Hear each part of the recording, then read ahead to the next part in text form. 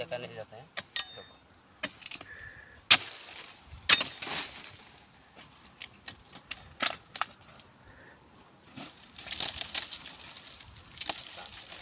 हाँ चलो करो।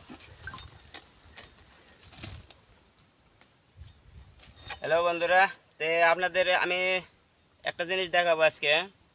অনেক লোকের কাজ শিখাইছি আমরা যে ডাল কাটার পরে ফল আর ওই গাছ থেকে কাটার জন্য। আজকে আপনাদেরকে আমি দেখাবো ডাল কাটা ছাড়া কীভাবে ফল বাই করে আমরা। তো দেখেন ভিডিওতে।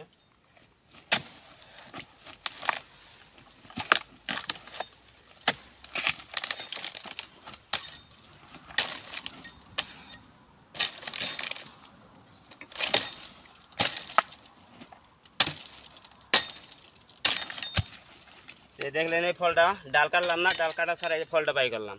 তো এইভাবে করলে আমাদের একটাই সুবিধা, পরবর্তীতে এই ডাল কাটার জন্য এক্সট্রা পয়সা মিলে আমাদের, এর ফলের সাথে কাটলে মেলে না।